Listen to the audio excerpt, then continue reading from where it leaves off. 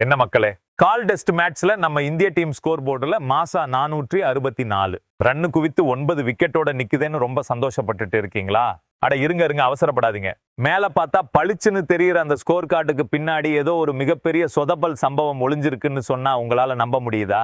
அந்த தரமான சம்பவம் என்ன தெரியுமா? வெயிட் பண்ணுங்க சொல்றேன். முதல் பார்வையில நம்ம இந்திய டீம் ரொம்பவே ஸ்ட்ராங்கா கம்பீரமா தெரியலாம். ஆனா மேட்சோட ஆழத்துக்குள்ள இறங்கி பார்த்தாதான் தெரியுது நம்ம ஆளுங்க செஞ்ச அந்த ஒரு மிகப்பெரிய வரலாற்று தப்பு என்னன்னு. 2வது நாள் ஆட்டம் முடிஞ்சப்போ நம்ம ஸ்கோர் போர்டு ஜாலிக்குதுதான். ஆனா இந்த மேட்சை நம்ம ஜெயிக்க போறோமா இல்ல இலங்கை மண்ணுல கொண்டு போய் தார வார்க்க போறோமாங்கிற கேள்விதான் இப்ப பெரிய பூதாகரமா வெடிச்சிருக்கு. இந்திய டீம் வெர்சஸ் ஸ்ரீலங்கா 2 போட்டிகள் கொண்ட டெஸ்ட் தொடரோட முதலாவது டெஸ்ட் மேட்ச்ல 2வது நாள் ஆட்டம் முடிவுக்கு வந்திருக்கு. சரி வாங்க மக்களே, அப்படி என்னதான் நடந்துச்சுன்னு நம்ம கொஞ்சம் டீடைலா உடைச்சு பார்ப்போம். 2வது நாள் ஆட்டத்தை பத்தி பேசணும்னா முதல்ல மழைய பத்தி தான் பேசி ஆகணும். ஐயோ மழைனா சும்மா மழை இல்லைங்க. முதல் செஷன் முழுக்க மழை அப்படியே அம்பிட்டு தண்ணியையும் ஊத்தி ஒரே அடியா வாஷ் அவுட் பண்ணிடுச்சு. கிரிக்கெட் பார்க்க வந்த ரசிகர்கள் எல்லாம் கொடைய பிடிச்சுக்கிட்டு ஐயோ கடவுளே ஆட்டத்தை ஆரம்பிங்கடா சாமி இன்னும் வேண்டாத குறையா உட்கார்ந்து இருந்தாங்க.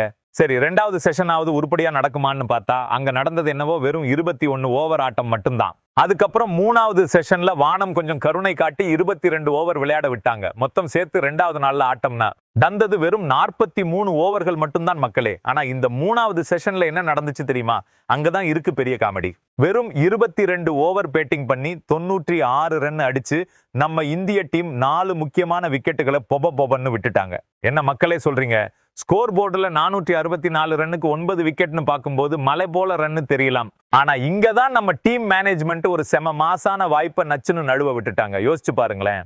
நாள் முடிவடையும் போது கடைசி ஒரு 10 ஓவர் இருக்கும் போது நாம ஏன் ஸ்ரீலங்கா டீமை பேட்டிங் செய்ய கூப்பிட்டு இருக்க கூடாது? அட ஆமாங்க மக்களே, நம்ம ஸ்கோர் 430 ரன்னா இருக்கும் போதே அல்லது 425 ரன்னா இருக்கும் போதே 6 இல்லனா 7 விக்கெட் விழுந்த நிலையிலேயே டிக்ளேர் பண்ணிட்டு அவங்கள பேட்டிங் ஆட வச்சிருந்தா என்ன ஆகிருக்கும்? கொஞ்சம் கற்பனை பண்ணி பாருங்க. அந்த மங்கலான வெளிச்சத்துல மாலை நேரத்துல பந்து செமையா ஸ்விங் ஆகிறப்போ பேட்டிங் பண்றது எவ்வளவு கஷ்டம்னு நம்ம ஆளுங்களுக்கு தெரியாதா என்ன? நம்ம ஆளுங்களே அந்த 22 ஓவர்ல 4 விக்கெட்டை விட்டு தடுமாறினப்போ அதே நிலையை நம்ம ஸ்ரீலங்காவுக்கு கொடுத்திருக்க வேண்டாமா? அந்த கடைசி 10 ஓவர்ல ஸ்ரீலங்கா பேட்டிங் பண்ணி இருந்தா கண்டிப்பா ஒரு விக்கெட்டோ 2 விக்கெட்டோ அல்லது 3 விக்கெட்டோ விழுந்து அவங்க அப்படியே நடுங்கி போய் பேக் ஃபுட்ல போயிருப்பாங்க இல்லையா? தடுமாறினப்போ அதே நிலையை நம்ம ஸ்ரீலங்காவுக்கு கொடுத்திருக்க வேண்டாமா? அந்த கடைசி 10 ஓவர்ல ஸ்ரீலங்கா பேட்டிங் பண்ணி இருந்தா கண்டிப்பா ஒரு விக்கெட்டோ 2 விக்கெட்டோ அல்லது 3 விக்கெட்டோ விழுந்து அவங்க அப்படியே நடுங்கி போய் பேக் ஃபுட்ல போயிருப்பாங்க இல்லையா? ஒரு 10 ரன்னுக்கு 2 விக்கெட் அல்லது 25 ரன்னுக்கு 3 விக்கெட்னு அவங்கள பிரஷர்ல தள்ளி இருந்தா மேட்ச் முழுசா நம்ம கைக்குள்ள வந்திருக்குமே மக்களே. ஆனா நம்ம ஆளுங்க என்ன பண்ணாங்க? ஐயோ இன்னும் கொஞ்சம் ரன் அடிப்போம், 460 வரைக்கும் போவோம்னு சொல்லி கடைசி வரைக்கும் பேட்டிங் பண்ணி 4 விக்கெட்டையும் விட்டுட்டு 2வது நாள் ஆட்டத்தையும் முடிச்சுக்கிட்டாங்க.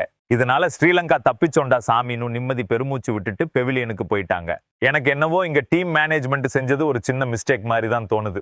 அந்த கடைசி 10 ஓவர்ல ஸ்ரீலங்காவுக்கு பிரஷர் கொடுத்திருந்தா 3வது நாள் தொடங்கும் போதே நாம செமகெத்தா களத்துல இறங்கி இருக்கலாம். இப்போ 3வது நாள் ஆட்டம் தொடங்கும்பா போது என்ன நடக்கும் தெரியுமா மக்களே? நம்ம இந்திய டீம் பிட்சை எப்படி தயார் பண்றதுன்னு பெரிய யோசனையில இருப்பாங்க.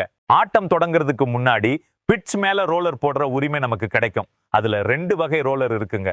ஒன்னு ஹெவி ரோலர், இன்னொன்னு சாஃப்ட் ரோலர். நம்ம ஆளுங்க ஹெவி ரோலர் போட்டா பிட்ச் அப்படியே உடைஞ்சு கிராக் விழ ஆரம்பிக்கும். அது மூலமா ஸ்பின்னர்களுக்கு சாதகமா மாத்தி ஸ்ரீலங்காவை சுருட்டலாம்னு நினைப்பாங்க. ஆனா இங்கதான் ஒரு பெரிய ஆப் இருக்கு. நம்ம 9 விக்கெட்டுக்கு அப்புறம் ஆல் அவுட் ஆனதுக்கோ அல்லது டிக்ளேர் பண்ணதுக்கோ அப்புறமா ஸ்ரீலங்கா பேட்டிங் பண்ண வரும்போது அவங்களுக்கும் ஒரு முறை ரோலர் போடுற வாய்ப்பு கிடைக்கும். அவங்க நைஸா சாஃப்ட் ரோலர் போட்டா உடஞ்ச பிட்ச் அப்படியே சமமாகி பேட்டிங்குக்கு ரொம்பவே நல்லா மாறிட. அப்போ அவங்க கூலா பேட்டிங் ஆட ஆரம்பிச்சிருவாங்க. இப்போ இந்த டெஸ்ட் போட்டையில மொத்தம் இன்னும் 270 ஓவர்கள் பாக்கி இருக்கு மக்களே. அதாவது 3வது நாள், 4வது நாள், 5வது நாள் ஒண்ணுக்கு 90 ஓவர்கள் வீதம் கணக்கு பண்ணா 270 ஓவர்கள் கைவசம் இருக்கணும். ஆனா கால் மைதானத்துல வானிலை அறிக்கை என்ன சொல்லுது தெரியுமா? 3வது நாள், 4வது நாள், 5வது நாள்னு 3 நாளுமே அங்கே செமையான மழைக்கு வாய்ப்பு இருக்காம். மழை வந்து குறுக்கால போனா நம்ம இந்திய டீமுக்கு அது மிகப்பெரிய தலைவலியா மாறப்போகுது. அந்த 270 ஓவர்ல மழை காரணமா வெறும் 150 ஓவரோ இல்ல 200 ஓவரோ மட்டும்தான் விளையாட முடிஞ்சதுன்னா யோசிச்சு பாருங்க. ஸ்ரீலங்காவை 2 இன்னிங்ஸ்ல 20 விக்கெட் எடுத்து ஆல் அவுட் பண்றதுங்கிறது ரொம்பவே கஷ்டமான காரியமா மாறிடும். நான் ஒன்னும் இந்திய டீம் இந்த மேட்சை தோத்துரும்னு சொல்ல வரல மக்களே. 101% நம்ம இந்திய டீம் தான் இந்த போட்டியில ரொம்பவே பலமான நிலையில கம்பீரமா இருக்கு. அதுல எந்த சந்தேகமும் இல்ல. ஆனா நாம இங்க ஜெயிக்கணும் மக்களே. டிராவல்லாம் நமக்கு செட் ஆகாது. ஏன்னா ஐசிசி அதாவது இன்டர்நேஷனல் கிரிக்கெட் கவுன்சில் நடத்தும் உலக டெஸ்ட் சாம்பியன்ஷிப் ஃபைனலுக்கு நம்ம தகுதி பெறணும்னா இந்த மேட்சை நாம கண்டிப்பா ஜெயிச்சே ஆகணும். டிராவோ இல்ல மழையால மேட்ச் முடியாம போறதோ நமக்கு எந்த பிரயோஜனமும் தராது. நாம நினைச்சிருந்தா 425 அல்லது 430 ரன்ல டிக்ளேர் பண்ணி ஸ்ரீலங்காவை அன்னைக்கே பேட்டிங் ஆட வச்சு செம பிரஷர் போட்டிருக்கலாம். அப்படி பண்ணியிருந்தா 3வது நாள்ல இருந்து ஸ்ரீலங்கா ரொம்பவே கீழே இறங்கி உப்பாங்க. மழை வந்தாலும் நாம அசால்ட்டா 2 இன்னிங்ஸ்லயும் அவங்கள ஆல் அவுட் பண்ணி வெற்றி நடை போட்டிருக்கலாம். ஆனா டீம் மேனேஜ்மெண்ட் பண்ண அந்த சின்ன மிஸ்டேக் இப்போ வெற்றியை கொஞ்சம் சிக்கல்ல மாட்டி விட்டுடுச்சு. ஸ்ரீலங்கா 3வது நாள் பேட்டிங் பண்ண வரும்போது அவங்க பிளான் என்னவா இருக்கும் தெரியுமா? முடிஞ்ச வரைக்கும் ஓவர்களை வீணடிச்சு மேட்சை டிராவை நோக்கி கொண்டு போறதுதான். மழை வேற அவங்களுக்கு துணையா வரப்போகுது.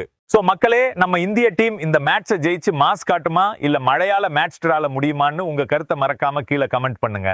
T20 போட்டிகள்லயோ இல்ல ஒரு நாள் போட்டிகள்லயோ கெத்து காட்டுற நம்ம இந்திய டீம் பிசிசிஐ அதாவது இந்திய கிரிக்கெட் வாரியம் எதிர்பார்க்கிற இந்த வெற்றியை அடைஞ்சி உலக டெஸ்ட் சாம்பியன்ஷிப் ஃபைனலுக்கு போவாங்களான்னு பொறுத்திருந்து பார்ப்போம்.